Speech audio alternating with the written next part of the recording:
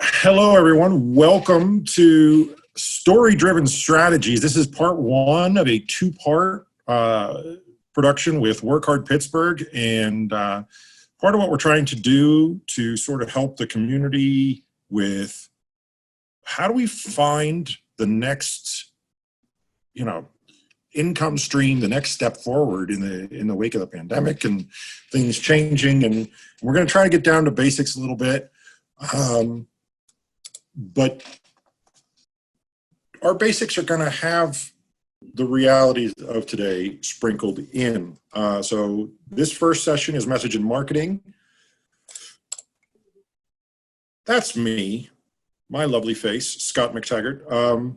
Little quick rundown on who I am. I am currently serving as the sales director at Eagle Dream for basically Mid-Atlantic and Southeast U.S. I co-founded Kernels. I am a member of Work Hard Pittsburgh. If you are not already and you are interested, I would very enthusiastically recommend that you jump in with these fine folks. They are very good people. I'm the host of the Pitchwerks Podcast, which is a local show talking about sales and marketing and startup here in Pittsburgh. And if you'd like to connect with me, it's really easy. Just go to linkedin.com/in/MacTaggart, just my last name. Hit me up on there and I will accept your invitation to join. And I would love it if, you told me a little bit more about what you were working on when you did it. So from there, Ryan points out in the chat box, you need to orient yourself with that chat box. Make sure you can see the slides. If you have any issues, have any questions, please use that chat box. That's where I'll be looking as we go. So without any further ado, this is what you should expect today. I like to make it pretty straightforward. We're going to talk in terms of what to do, but in broad scope, this is what our agenda is. We're going to organize your story, talk about finding your audience and getting that story in front of them. And we're going to talk about specific steps that you could take to convert leads. Okay, messaging and marketing session is today. Sales and actually converting is in a couple of days. It's on Thursday, May 7th, same time. Make sure you register for that. Just because you're registered for this does not mean you're registered for the Thursday session, so it's really important.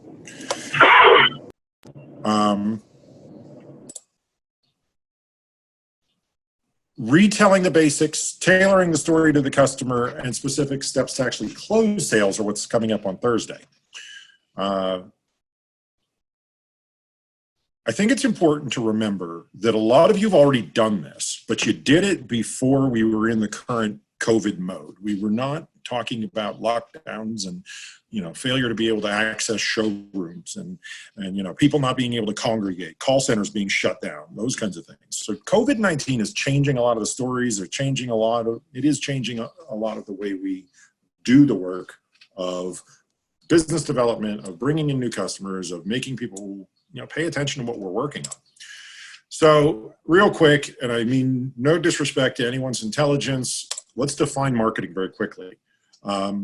The first part is learning what customers want. It's like surveys and data. We need to know whether or not they want what we've got, and we need to do some data and research to find out whether or not our message is likely to resonate. We're not going to do that part. We're not today going to talk about market research. We are, however, going to get to telling the story well and telling it to a larger audience. There are some things that are going to sell primarily through marketing.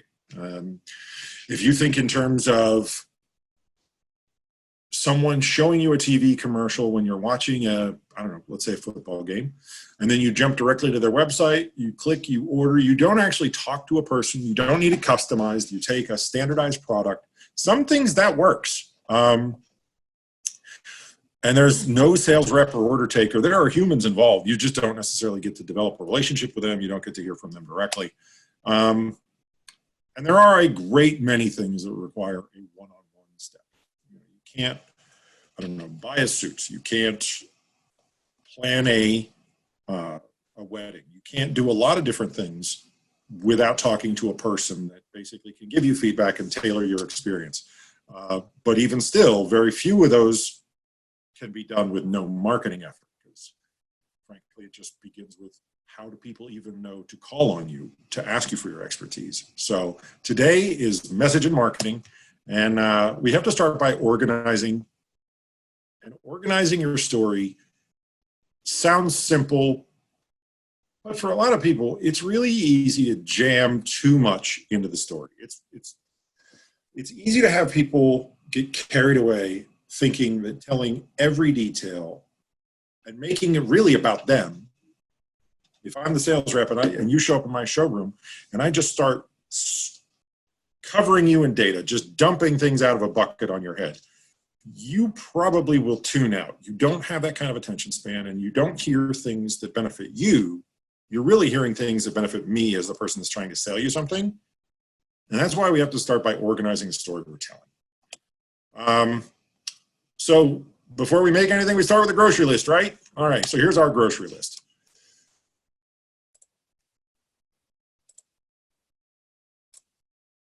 We start off with why you. In this case, you is the customer. Why you is defining who it is that we're trying to reach. We're making them the hero of our story, the ideal customer. Why does this work for you is a really, really important and probably obvious part of the story. Another way of looking at that is sort of, why did you call me? Why did you send me this email? Why are you thinking that you should approach me with your product, your service? On the other side of the table, it's you. Why me? Maybe I can get a security system for my house from 15 different people, but there's a person that maybe works with my kind of building, is really good at it. Maybe they're the preferred vendor in my apartment.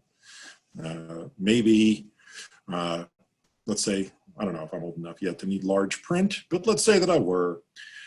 Somebody decides to offer the, oh God, what's that thing called? The Cricket phone? No, not the Cricket phone, the Grasshopper phone. Whichever one has the really big buttons. We do that for security. Now all of a sudden, those are the people that are going to sell. Why this? Now we're talking about the thing that you're offering being not just something to think about, but demanding consideration. You have to think about it. It's really a good idea, and you're the one who comes to that conclusion as the customer. Why now? This is really important. You could call me with a really good idea during COVID, but I could tell you that I don't want it because now is not the time. So now is actually a really big part of our storytelling, and these are the priorities that we have to organize. So if these are our groceries, we have to move on and look at who we are in the story. All right, so I don't know how many old folks are on the Zoom with me, but I loved Rocky. Still Rocky. Rocky comes on, I'll watch it. But if you're the customer, or if you're the business, you're selling to customers, you're the vendor, you're not Rocky, much as you want to be. Nope. You're Mighty Mitt. You're the coach. You're not the good-looking one. You're not the one who gets to, jump up and down in the middle of the ring at the end when there's a victory. You help Rocky.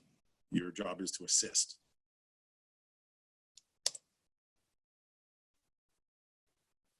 What if our story's Pulp Fiction? You're Winston Wolfe. You solve problems. What I'm trying to drill into everybody here is that if you're going to tell the story, you need to know who the characters are. And if you're the vendor, if you're the person who's trying to sell whatever it is that you make and sell, you're coaching others, you're solving problems, but you're not the star. We have to value that star's time. We have to think about how we use their time. You have to tell the story from their perspective. So here's what we're cooking. It's kind of like Mad Libs, if you remember that. Mad Libs makes a fun story. If you're a blank, then you know that blank. It's getting harder because blank. Our solution is perfect because blank. And you'll know that we're going to make you happy because blank. When we fill in those blanks with our grocery lists, we could come up with something that prioritizes the customer like this. If you're a parent, then you know that kids are bored at home right now. It's getting harder because the weather is so nice right now. A new pool is perfect for you because it gives the kids fun new outdoor activities, and you know we'll make you happy because we've installed hundreds of them. Now, in this setting, a lot of people will lose track of the story. They will start to go, and my dad owned it, and before that it was his dad, and it's a family tradition, and we're very excited, and you know where we are. You probably drive past our place all the time, and I have the funniest story about this one old lady, and she was going to buy a pool, but she's an idiot, right?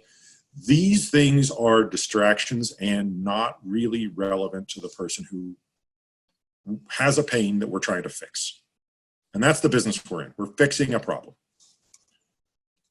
Here's a different example. If you're hungry, you know it's really easy to eat junk food.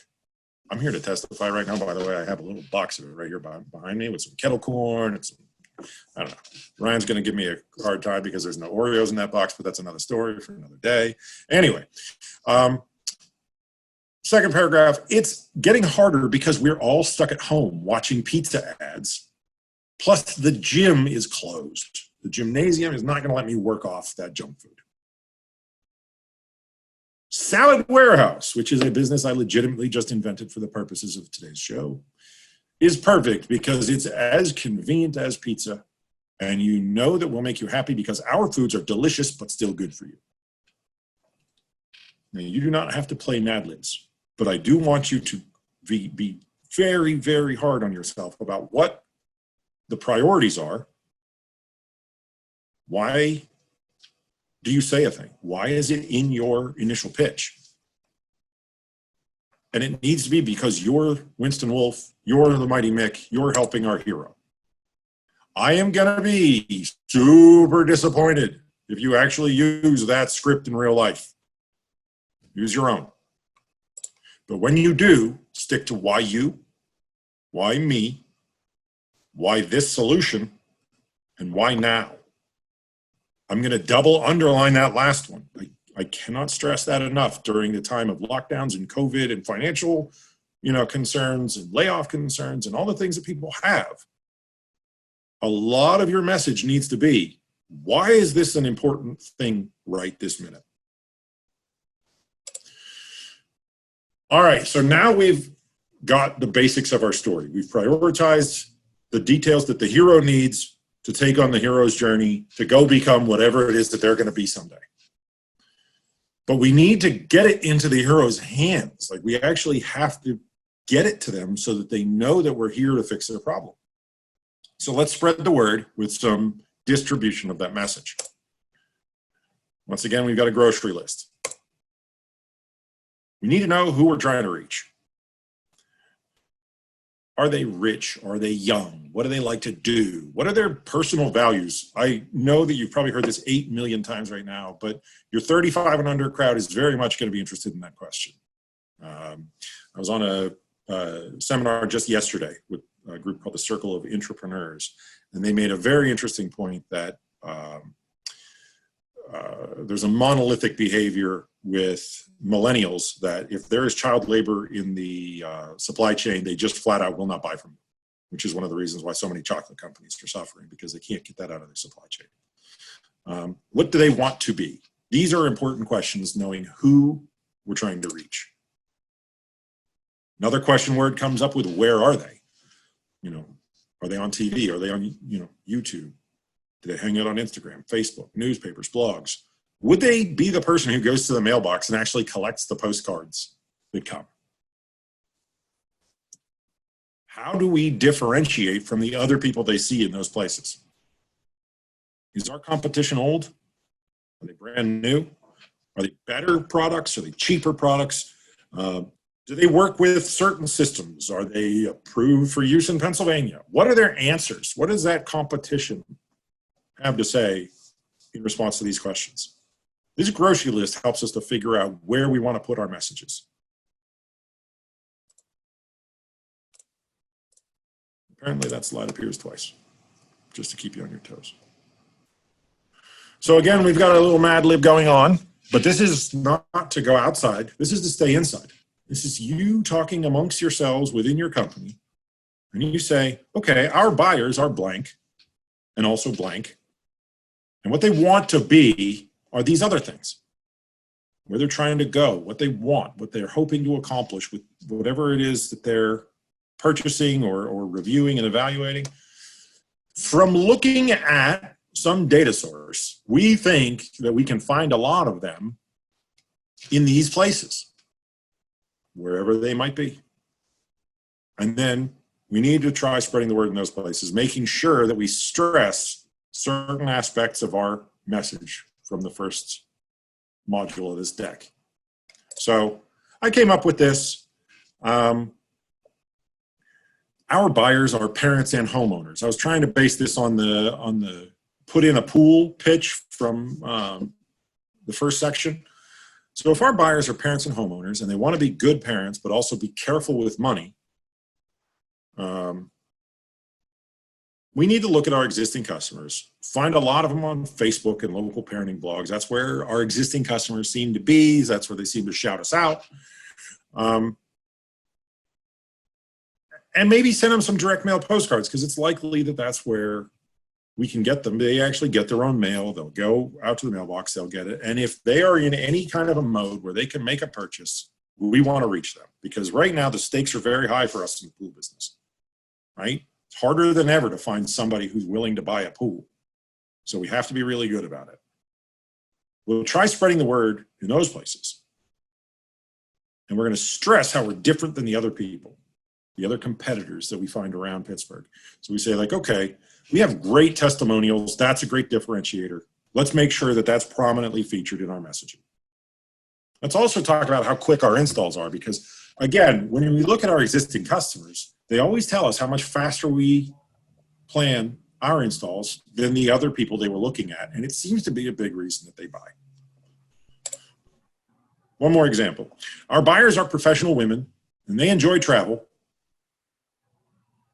And they want to be able to cancel trips at the last minute, but they don't want to pay high penalties for doing it.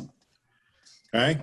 Again, I'd like for this section to pick these businesses where, honestly, if I'm in your shoes and that's what this is your industry, it would be very easy right now to feel a little bit, I don't want to say defeated, but I'm pretty close to using that word, right?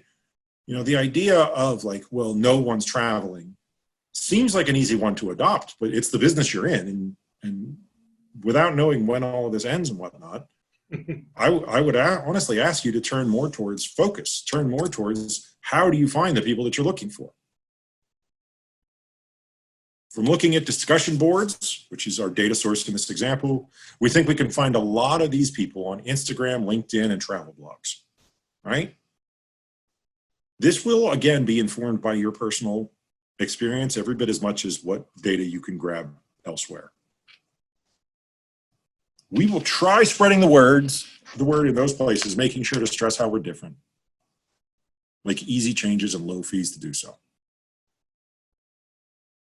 Now, I could have picked an easy one here. I could have said, instead of our buyers being professional women looking to make trips, I could have said, this is for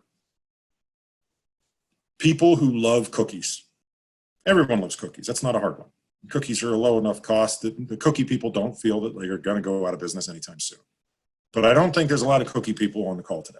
I think there's a lot of people who have a business that committed to the way things were for a long time, the way that they thought that they could plan and project their business.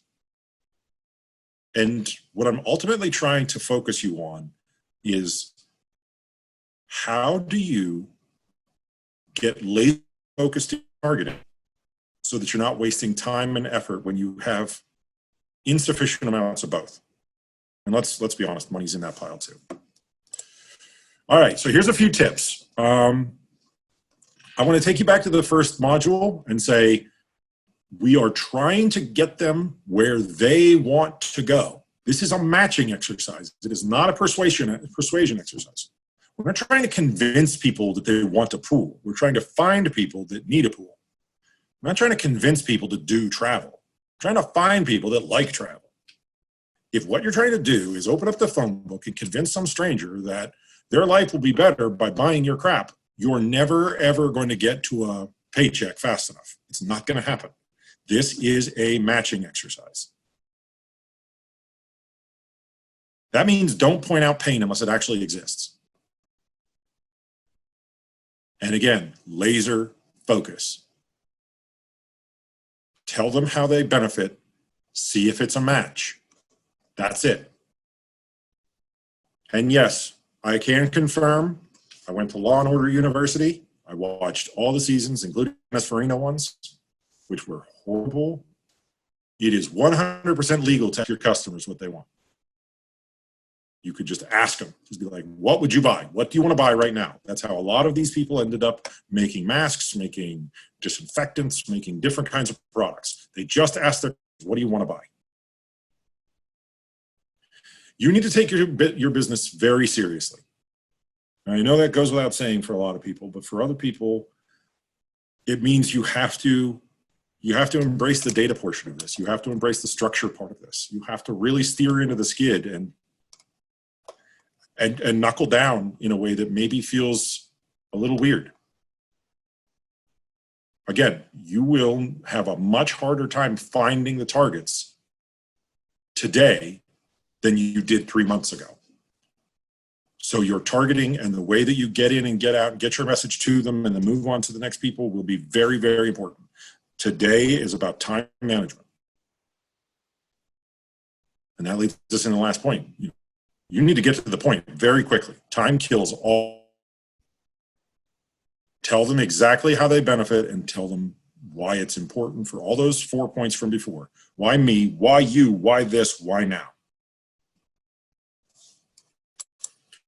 All right. So whenever we talk about our message, we call it's ad copy. It's, the thing that I do, a commercial. It's the thing that we print when I send a postcard. It's whatever it is. You need to find people, test it out, do it small. Don't just assume that you're just going to go into an ad campaign with copy that may or may not work. This is not a good plan. On organic social media, find people that are already having these conversations. KDKA.com, postgazette.com. Someone says, wow, I really wish I could find a good blank.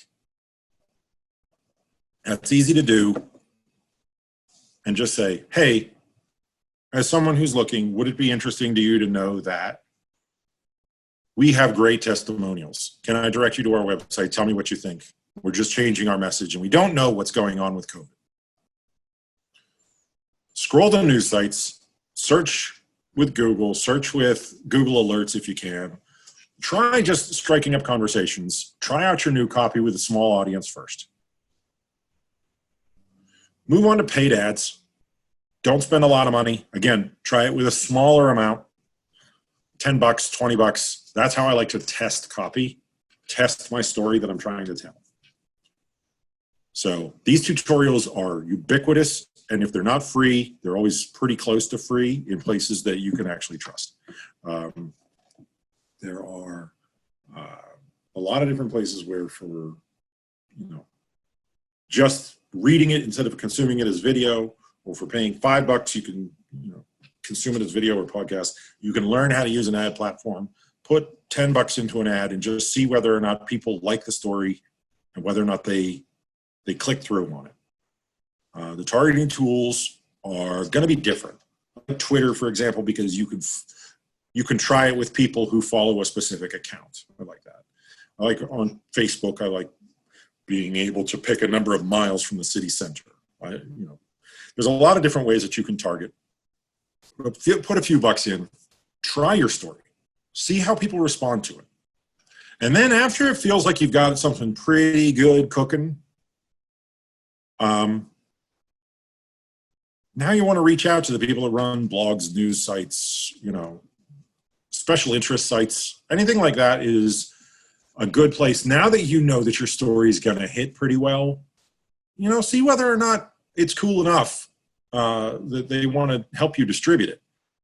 I should point out that if you're not doing something cool enough to be distributed, you may want to take a second look at that strategy. A lot of times you can just add a couple things, make it more noteworthy, especially in a time like this when nobody knows really what the rules are or exactly how to proceed. If you have a special promotion, a special, free gift, a special way of, buy one, we donate one, whatever your version is, to get that coverage, get shared on, special interest sites, those kinds of things. These are ways that you could try new copy.